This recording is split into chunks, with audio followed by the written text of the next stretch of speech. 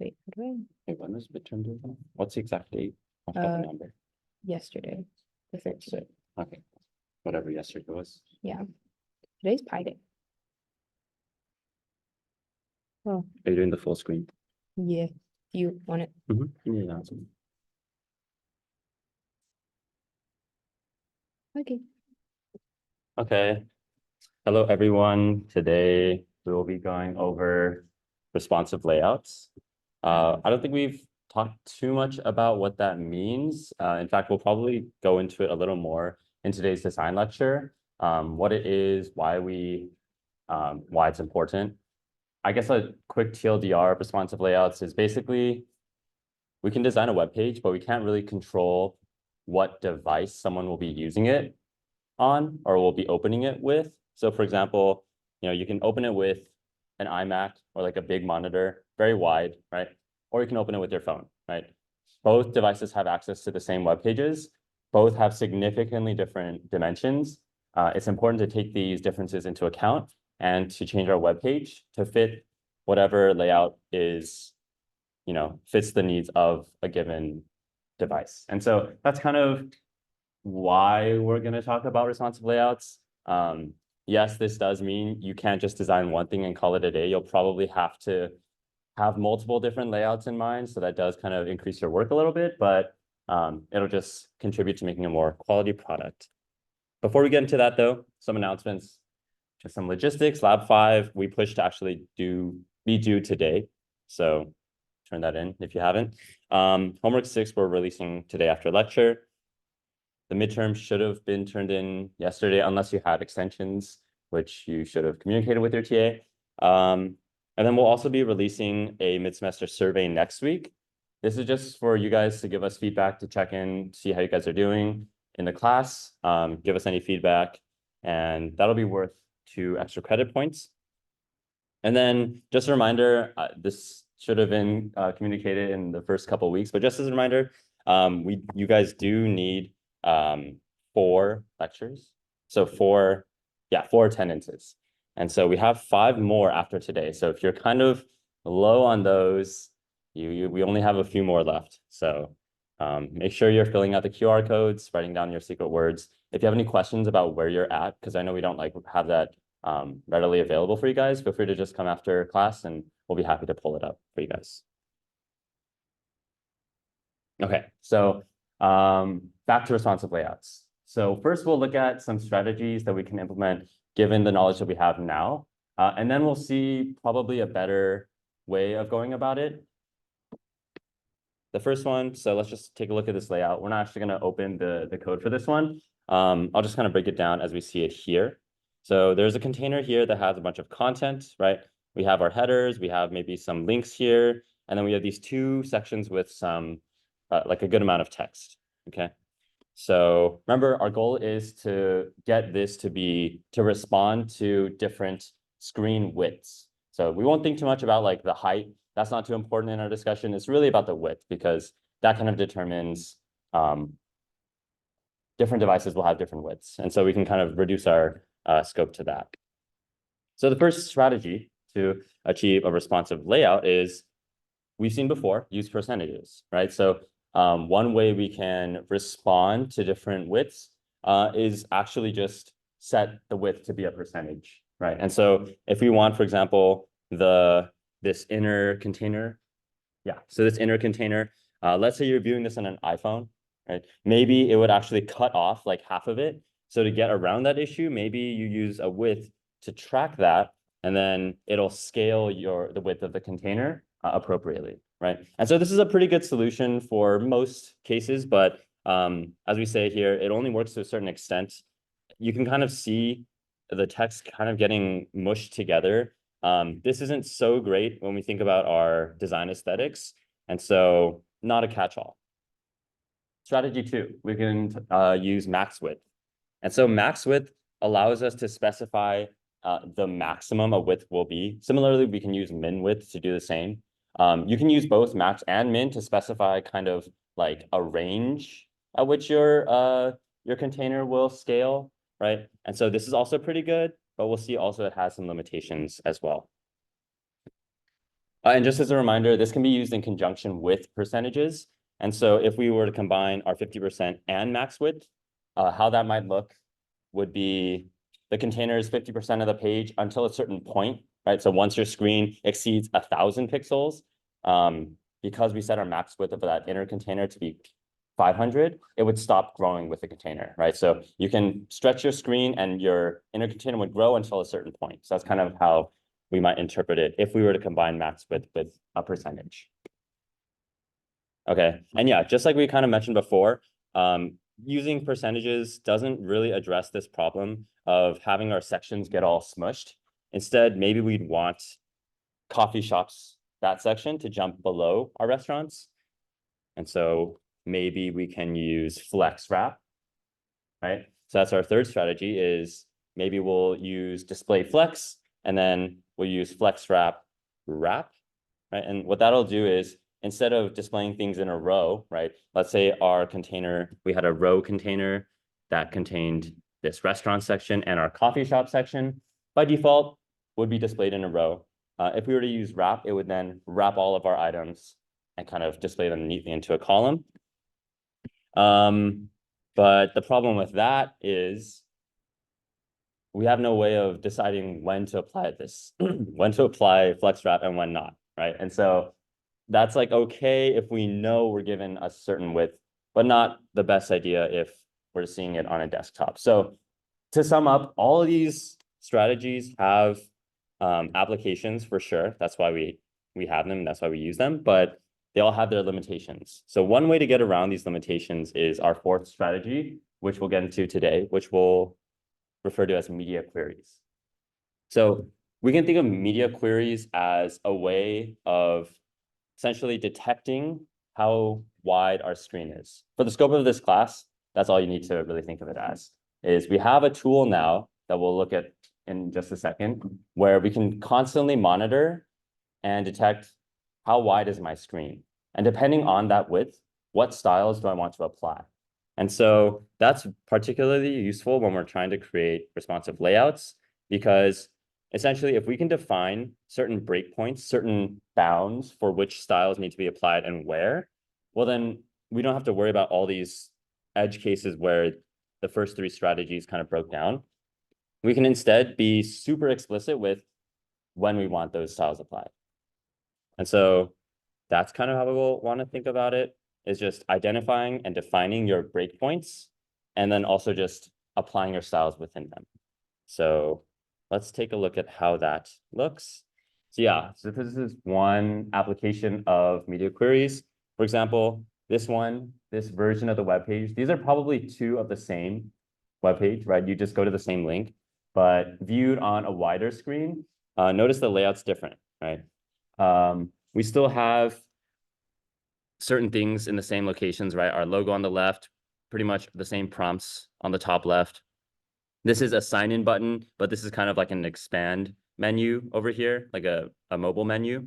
And you can see the other differences as well. And so media queries will be useful in allowing us to kind of specify these things. So the first thing before we can use it, as we may have seen before, we need to configure some things in the HTML head. And so while media queries are pretty much only used, I mean, you'll write 95% of this in CSS, you do have to specify one thing for it to work properly. And pretty much we'll just copy this, right? Oh, sorry. We'll just copy this line and stick it in the HTML head, save your file, and then you can kind of forget about it. Each of these specifications has a meaning, has to do with kind of these initial settings and also what width are we referring to. For the sake of this class, just don't change it. Just copy and paste it. Okay. And so looking at our CSS files, this is kind of how we'll be writing these things. And so similar to, I'm blanking, CSS animations, where we had to write at keyframes, and then we specify, and then we surrounded our styles or our animation with curly braces. We're going to follow a similar syntactical structure with media queries. We'll write at media. We'll have some sort of bound in parentheses, and then we'll have curly braces to surround all the rules we want to be applied given a certain range. And so let's say for this one, when our screen, so I'll kind of lay out the goal first and connect it to the code in just a sec. The goal is when my screen is bigger than 600 pixels, wider than 600 pixels, let's say it's like 800, then I want my font size to be pretty big. I want it to be 16 pixels. And that's kind of what we define here. That's kind of our default. As soon as my screen condenses to a width below 600, let's say 599, right, or anything underneath that, then we're going to be applying a style of 14 pixels. That's kind of what I want to see, right? As my screen gets less wide, I want my font to get smaller. It doesn't get smaller gradually. It just jumps from 16 pixels to 14. And so how would I achieve that? Well, if I define the max width at which I want my media query styles to be applied, then I'm basically setting a ceiling where anything above that, don't even look at it. Everything below, that's when you want it to kick in. And so that's pretty much how we might go about solving that problem. Before I move on, do we have any questions about like syntax or anything I just mentioned? Because that was kind of a long-winded explanation.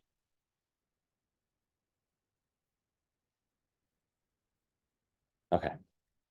So just moving on, you can have more than one media query, right? You're not just limited to one kind of halfway point where things are styled, things are not. If we define multiple ceilings, the way we can interpret this is, let's take a look first, right? We still have the same max width 600. So anytime your screen goes below 600 pixels in width, we want our font size to be 14 pixels. Pushing that further, right? What is our second one saying? Well, as soon as I go below 375 pixels, I also want my background to be red. And so these are not exclusive. These will get stacked, right? And so as soon as I get to 600 pixels, font size is 14 pixels. I continue to squeeze the screen, and then I hit that 375 mark. My font size is still 14 pixels, and now my background is also red. And so these things add up, right? And so if you know you want certain behaviors, certain styles to be applied gradually like that, you can specify multiple max widths such that as you continue to bring it in, you kind of pile on the styles. And so that's how we might interpret this.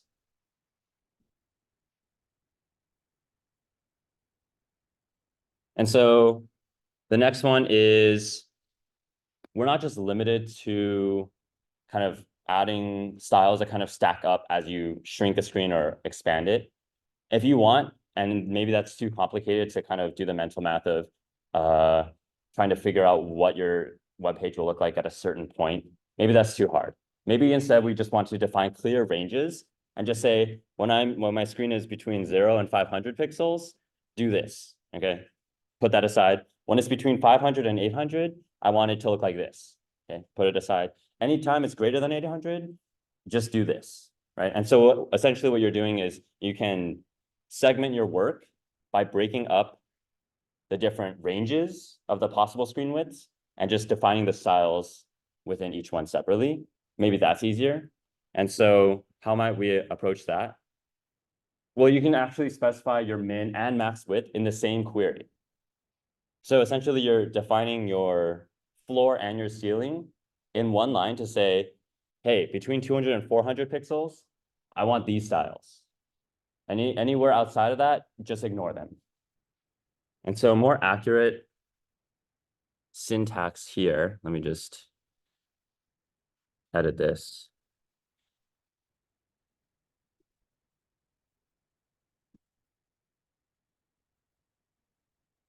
Okay. So if you were to get, if you were to write this in your code and you wanted to define bounds using not just your ceiling or a floor, but instead using both, then it would look something like this. And similar to before, you're not limited to just one, right? You can do that for multiple ranges, as many ranges as you want. Practically speaking, you won't really need more than 2 or 3. But if for some reason you really want like a funky website that continues to change styles, you can define as many as you want. Okay, and just looking at a demo to see how this is applied, I will open this up. And let's see. Okay. Okay, so let's take a quick look at this. We have our code on the top and we have our web page on the bottom. So it's kind of split vertically. I know it's kind of a little weird. If we look at our HTML, let me zoom in just a little. We have two different divs. We have our div that has an ID of nav desktop and a div with ID of nav mobile. And so this isn't like a trick question. I'll just like tell you what we're trying to achieve here. I want this one to be displayed when viewed on a desktop. So probably a pretty big screen width. And I want this one to be displayed when I'm viewing it on a mobile device. So much smaller width. Okay. But as of now, they're both displayed, right? This is our desktop navbar, and this is our mobile navbar. I know it's not really a bar, but if you had this on a phone, you should be able to click this and then expand a menu, right? The problem is they're both being displayed, okay? Because as of now, we have to specify both in the HTML for it to know what to put out there, but we haven't yet defined the rules to tell the web page when to display what. So maybe we can solve this with media queries. So right now, if we were to look at their displays, nav mobile, well, actually by default, it's just block. So let's see, nav desktop. Yeah, so we actually haven't even defined their displays yet. So the first step I'm going to say is, I know I want my bound to be, this is kind of an arbitrary boundary, but I'm just going to say 700 pixels. So anytime my screen is wider than 700 pixels, I'm going to just assume we're viewing it on a desktop device. And when it's lower than 700 pixels, we're viewing it on a mobile. Obviously, that's not actually accurate, but for the sake of this demo, let's just take that to be true. So first step, syntactically, I have to write at media. So this is my CSS file. So at media, and I know I need some width of 700 pixels. That's going to be somewhere. But am I going to use max or min? Well, let's just go with 1 and see what happens. So min width. What are we saying here? When will these rules that I'm about to define, when will these be applied? When my screen is greater than 700 pixels or when it's less than 700 pixels? Anyone want to take a stab at that?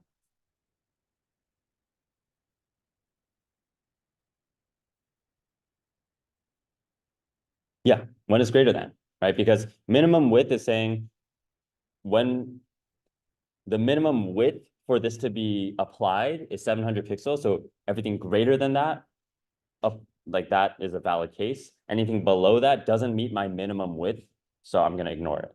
So this is the case in which when screen is wider than 700 pixels. So that's how we're going to kind of make that one-to-one. Cool.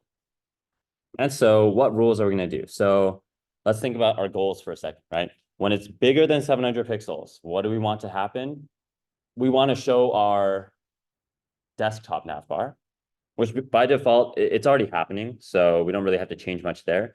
But we don't want both of them displayed. We want our mobile one to not be there when our width is greater than 700 pixels. So I know I'm going to be doing something with nav mobile. How do I make something disappear?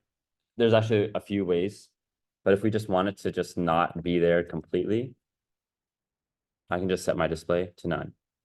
And right away, what we can see is when I comment this line out, it comes back. When I uncomment, it goes away. Now let's kind of test our theories here. Okay, it's going to get a little jittery here, so forgive the screen.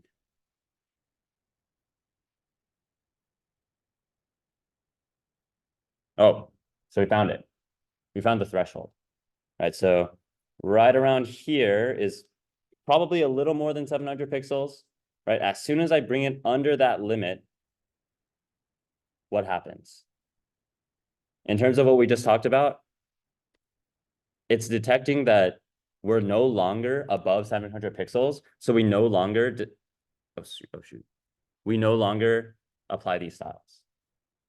So pretty good so far, right? We've gotten the desktop view good. The problem is when we shrink it under 700 pixels, I mean, nice, our mobile navbar comes back, but what else do we want to happen? Our desktop navbar needs to go away. So we also have to define rules for when we're underneath. Why does this keep happening? When we're underneath 700 pixels. So instead of min width, since we want to define a ceiling now, I'm going to use max width. Nav desktop, same thing. Set is display to none. Okay, so let's see what happens. Make your predictions now. It's going to get jittery. Okay. And right. Boom. Okay, cool. We have our behavior, right? At a certain point and beyond, we have our desktop navbar. Anything underneath that threshold, we have our mobile navbar. Cool. And so this doesn't just apply with having something be displayed or not displayed. This can also come with literally any other CSS attribute. So if I wanted to just drive this point home, I think, okay, cool. I know it's a little jarring, but just to show that this doesn't just have to do with display, it also, you can do this with colors. And you can do this with every single CSS attribute. So the possibilities are really like endless here. Last part of the demo, I did want to go over our ranges. And so what we did so far is we defined a single breakpoint. Everything above it, do a certain thing. Everything below it, do a certain thing. Cool. Let's say we want to define multiple ranges. Let's just do one. So I'm just going to comment everything out. Let's say between 600 and 700 pixels, I just want everything to go blank. Outside of those bounds, forget about those rules. So how might we do that? Media. Well, first we'll have to define our floor, right? So everything above 600 pixels, but we want to define the between behavior. So we'll also need to specify our max width. So then we can do something like this. Let's actually bring back that red background. Okay. So let's see. 700 pixels was around here. And then, oh, cool. So then 600 pixels is probably around there. And so what we've done is we've successfully defined a range at which our styles are applied, everything outside of which we ignore. And so I think that's about it. Yeah, so that'll conclude our demo. I think at this point, we'll open up to questions. Go ahead. That's actually a great question. Let's find out. I think, so actually I'm gonna show you guys a realistic day in the life of a web designer. Can you use media queries with height? Let's find out.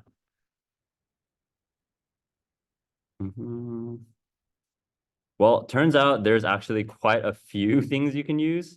Width just happens to be the most common one. But if you were to use height, you'd probably use min height, max height. Yeah. Good question. I didn't even know you could do all those things. I don't really see an application for color, but sure. Any other questions before we move on to design?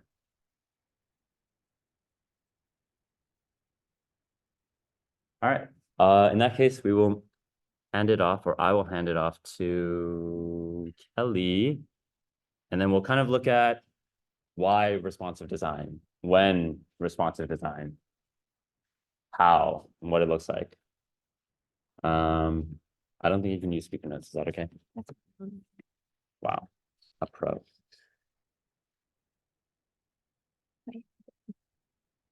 Okay, so building off of Evan's lecture on responsive layouts with media queries, we're going to get more into the why behind we want to use media queries and we want to have a responsive design. So just starting off, can anyone guess how many people have access to the internet in 2024?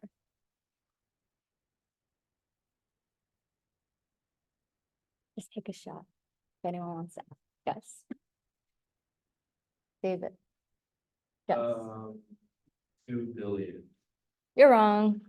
Oh, man. Nearly 3.35 billion people have access to the internet today, which is like 60-something% of the world population, which is kind of crazy to think about because we can access internet not just on your phones, but on laptops, desktops, tablets, game consoles, smartwatches, fridges, microwaves. Have you seen that one tweet that like was tweeted from like a fridge? It's like kind of crazy, but it's kind of crazy to think about how the internet keeps us all connected and how much of us use the internet today. So you can see this little cool infographic on our slides if you want to look more into it on how media consumption has changed over the years. But now getting more into responsive design, why won't my site work on all devices? If you've ever tried to open a website on your laptop versus your iPhone or whatever other device you have, you might see that, oh, it kind of looks different on like a smaller device versus a larger device. As you can see here, if you're looking at the same website on a smaller like iPhone, for example, you're only going to see like one cat versus all three from the laptop screen on this slide. This is just because on your smaller device, on your iPhone per se, it's only going to support, let's say, 300 pixels of a screen. So it's only going to show the 300 pixel box versus on your laptop, it can support up to 1280 pixels on, well, this specific laptop, which allows for all three 300 pixel boxes to be shown. There's actually a really cool website, Google's mobile friendly test. The link is on the slide. If you guys want to try it out, you can essentially put in like any website you want. For example, this one's Airbnb, and it will run like a test to see if the page is mobile friendly or not. So this is a really just cool way to see if you ever build a website, you want to test if it's mobile friendly, this will actually tell you if it is.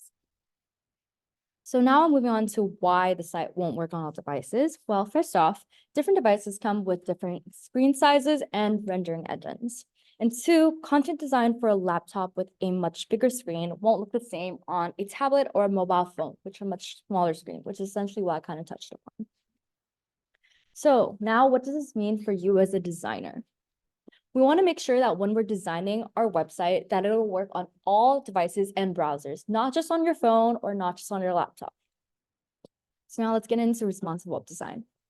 Now, what does this really entail? Designing a website for multiple screen sizes and devices so that there's an optimal experience for every user at every possible size. So the three main things that the responsive design deals with is 1, browser compatibility, 2, screen resolutions, and 3, mobile compatibilities. And we'll get into each aspect today, starting with browser compatibility. So first, let's define rendering. If you guys have ever used Safari versus like Google Chrome, you might notice that certain things might show up on your on Safari versus Chrome slightly different. So this is because of the rendering engine, which is software that draws text and images onto the screen.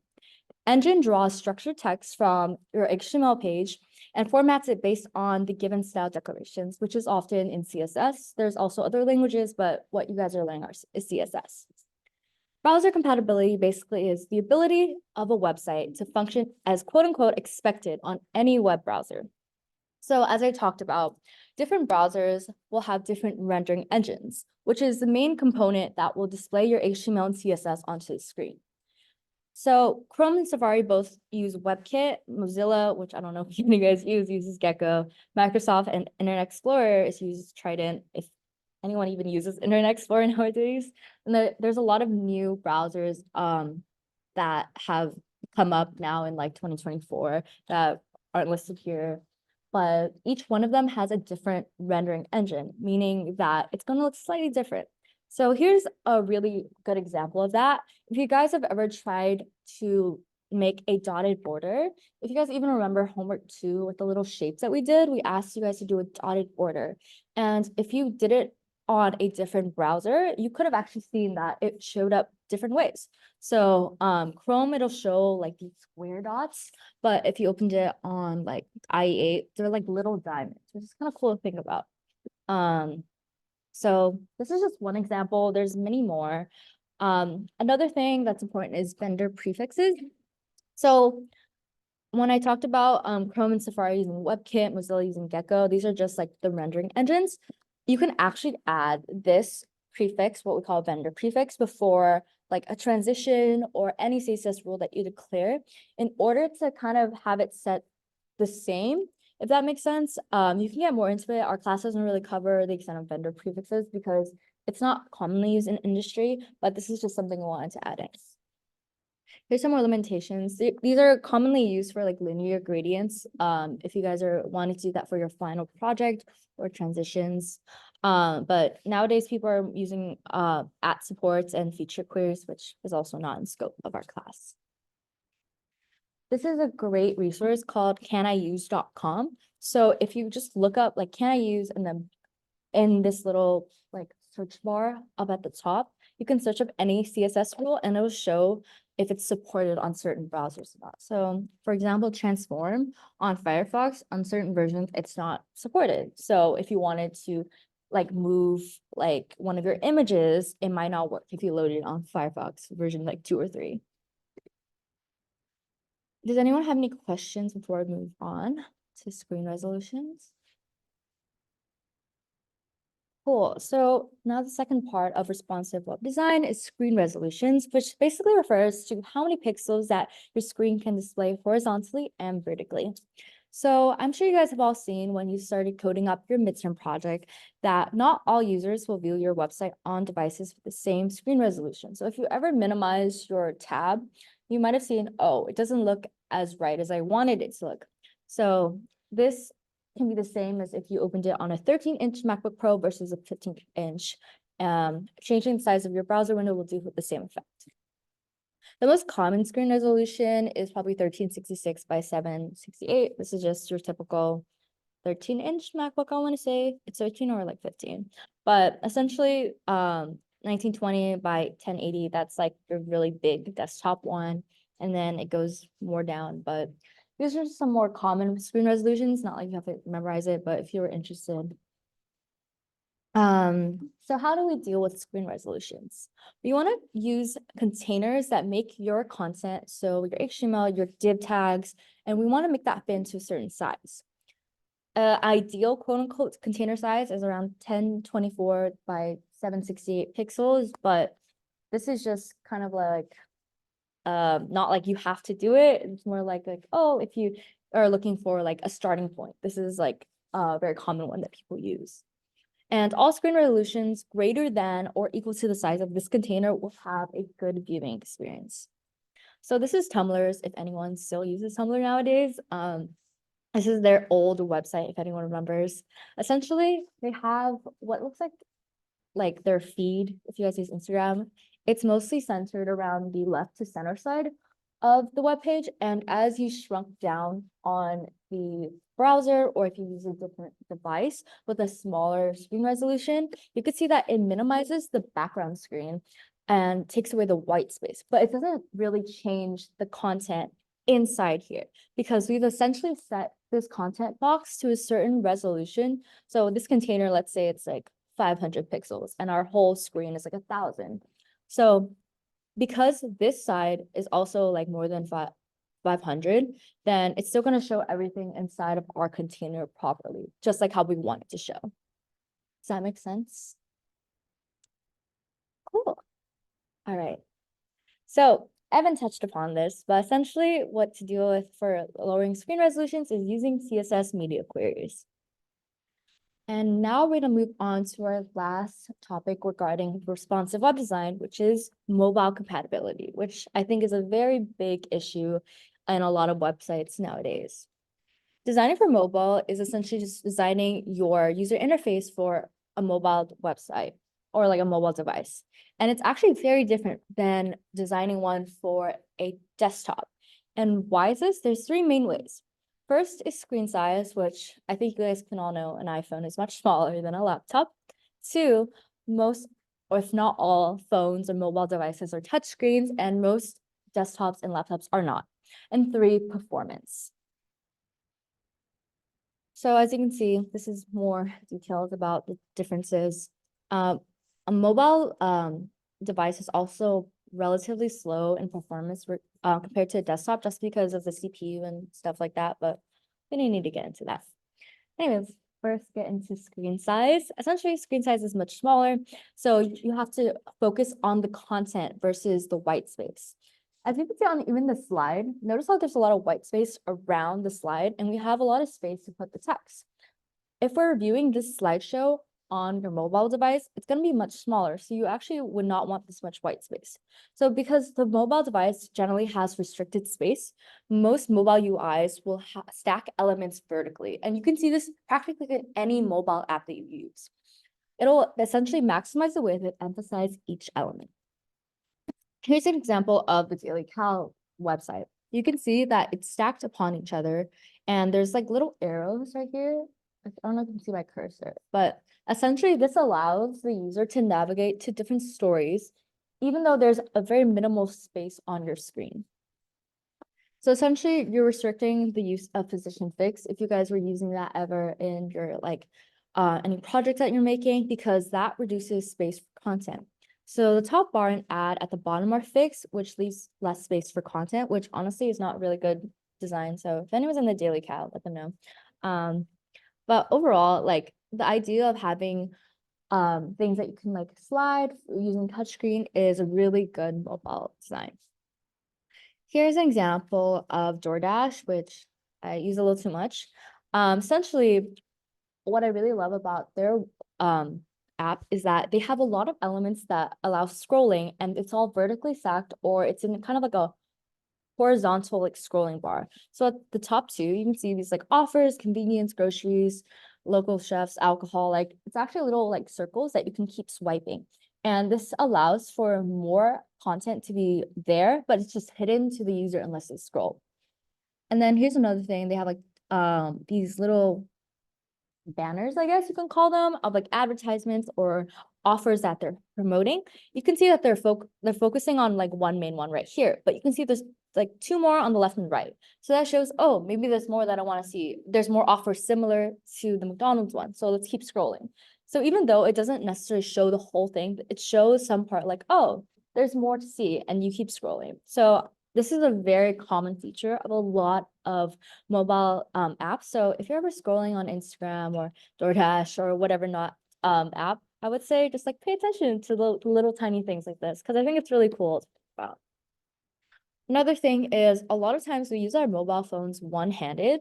49% of people hold it with their right hand, which is actually true. I do hold it with my right hand, but generally people don't hold their devices with two hands unless you're like texting. So what does this mean for reachability? Essentially, have you ever tried to like tap like the top part of your phone and then you just like struggle to reach it because your thumb is not like doesn't reach that far? This is something that designers have to think about when they're designing an app or the UI of any website for like the mobile version, because as you can see in the screen part, that says like it's a good reachability, meaning that the thumb can reach it very easily. Yellow is medium, so it's like you can still reach it, but it's like a little harder. And then the purple is essentially out of reach because it's almost impossible unless you have like extremely large thumbs, which good for you, I guess, to reach the top areas. But most people cannot reach those areas. So that's why designers need to keep this into account when they're designing. Here's another example with left hands, if you're left-handed versus right hand, and then combined.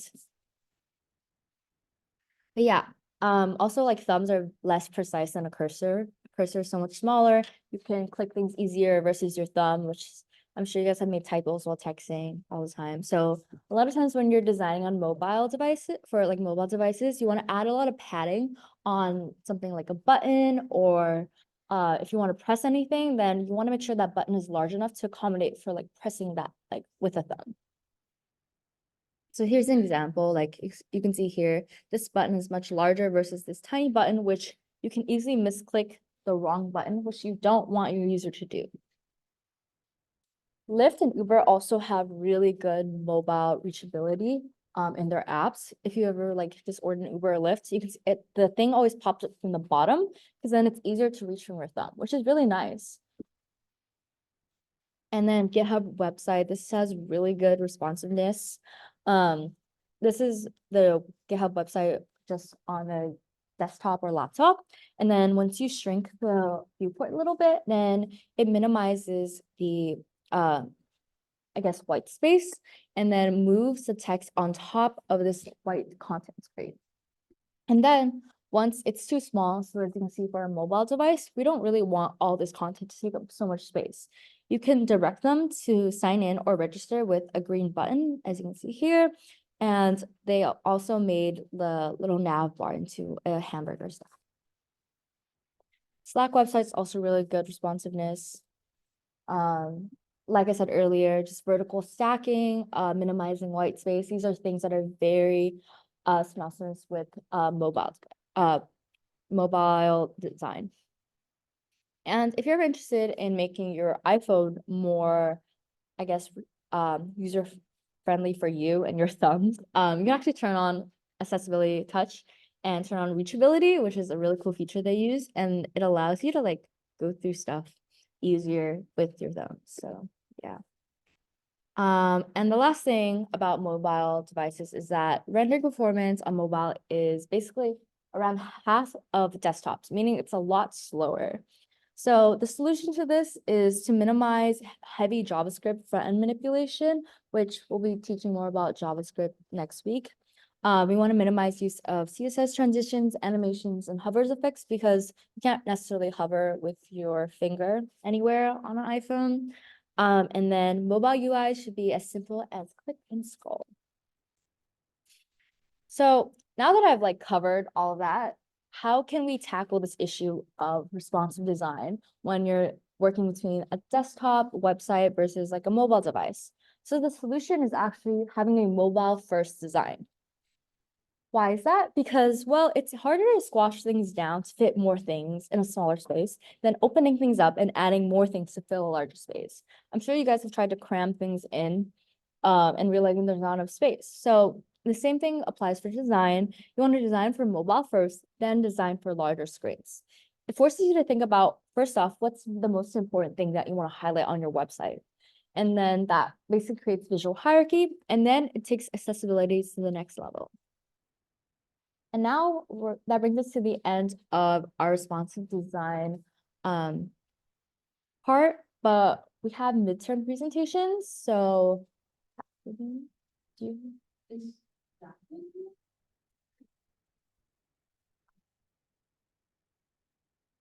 want to start writing or? She's the one who responded.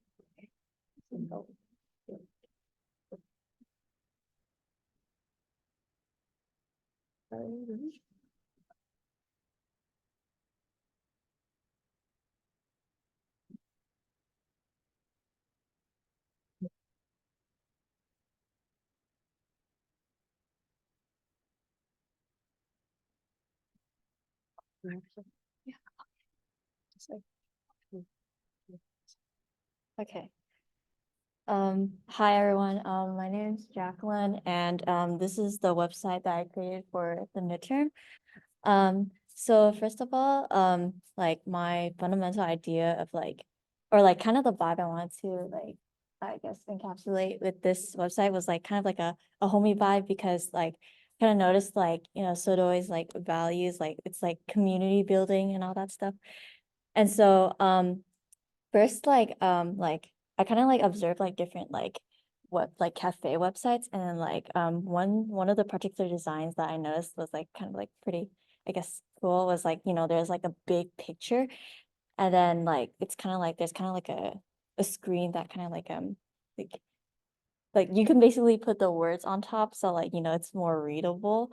That's just a very technical thing, but yeah, so like also with the picture, like I like wanted to use, okay, first of all, like throughout my website, I like basically used pictures from like the actual the actual like place. Because like I I just wanted to like, like use like real photos from like the actual place. So like that's kind of like how I wanted to like capture that like homey feel, and like just make everything feel like genuine. And so with that, I like basically used like I kind of like used like dark brown colors, because like I think like warm tones like look pretty nice. Also like, coffee is like brown, so it goes with it. And then yeah, also like this whole entire thing, I made sure that, because if your whole like thing is like stark white, it's like not very pleasant to the eyes. So I made sure to like make that like tone down the white a bit, so like the contrast is like nice. And then so yeah, I just have this little description here. And then okay, I also have like this little heart here because I felt like I kind of wanted like a little splash of color, because I felt like it would look a little plain, too plain. Like I just kind of threw on like photos and stuff. So yeah, I actually like literally just pulled like some photo on the internet of a heart, and then I like kind of traced it, and then I filled it so like the color matches. Um, so yeah.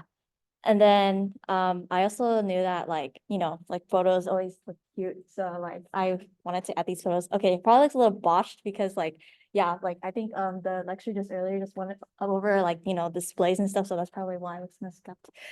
But yeah, I just have all these photos. And then okay, actually like, because I know that like we could have just like put the menu and the home like on one screen, but I decided to take the extra mile and like make another HTML CSS file. So like when you like click it, it basically takes you to the menu. So yeah, kind of had the same idea here, where like, there's like a big picture here, and like just like, sets everything very nicely. And it makes you like, oh, like I want to scroll down. So yeah, you scroll down. And then okay, so actually when I initially like made the mockup, I had all these like elements like just one column. But then like when I did the midterm check-in, like it was pointed out to me that like that might not be as like, pleasant for like a user like on a desktop to use, because like you'd have to scroll down a lot. So like that format would probably be more ideal for like a mobile phone. So like that's when I realized that like like it's important to take like I guess the different kinds of like devices that you're using. So in this case with a desktop, so like basically I, instead of having it all in one column, I basically put it like side by side. So like, like there's like more options. And like, say for example, oh, like someone like looks at RH Espresso, right? But then they're like, oh wait, like where's the like memory of Arashima Yama or whatever. And then like, if it was just one column, they'll be like, oh, like I have to scroll all the way up. Oh, it's so much work. But like, now that it's like laid out like more like spread out, like, they have easier access to it more quickly. So it's just like, oh, it's right there. That's cool. So yeah, okay, yeah, also like the lining is probably like a slightly scuffed, but yeah, this is like the best I could do. Yeah, and then I also have like this other heart here. And then yeah, at the bottom, I basically, just have all the info, so like it's easily accessible, and like I feel like that's how things are normally laid out on the website. Yeah, and then I guess it's just last little thing. Okay, so I guess I can explain why like I put like these hearts here. So my idea is kind of like, it's kind of like making a statement in a sense, I guess. So it's kind of like, after like a user starts reading who are we, right? And the end, and then oh, there's like a heart, there's like, that's the end, and then there's like a little more, right? And then they scroll down a little more, and then you can click here from the menu, and then like another like kind of end, and then after that, like you just see all the info and yeah, so yeah, that's my website. Yeah.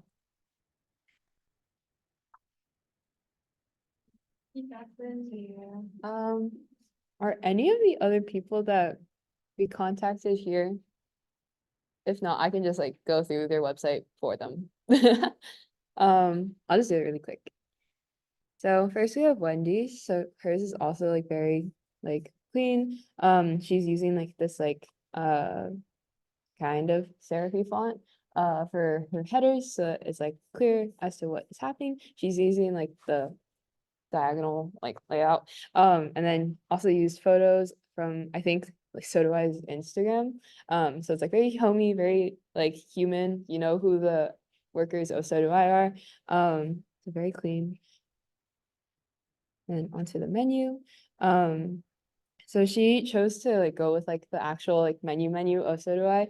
Some of you guys did this by like going to like Yelp and using their menu online. And so she like organized it under coffee, tea, and ice cream. Yeah. Next we have Victoria's.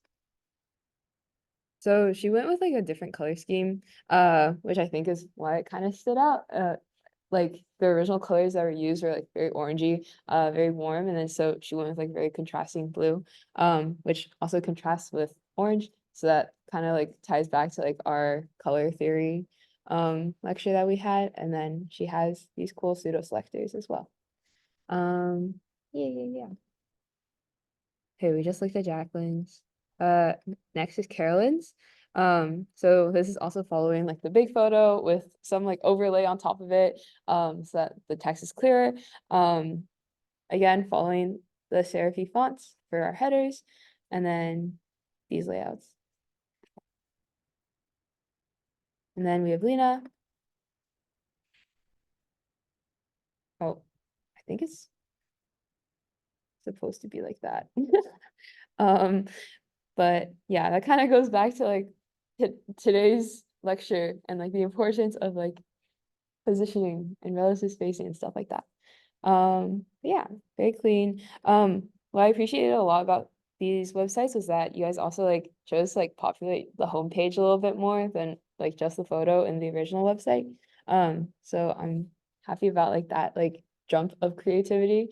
But if you didn't do that, you guys also like populated the other pages and they all look really nice. Okay, and then we have Raymond's, which is like also like pretty different from the original website. And we thought it was really creative with like the graphics and like the choices in typography. And then it was also like a contrasting choice of choosing blue instead of going with the general like orange that was like given in the original website. But yeah, so that is the end of lecture.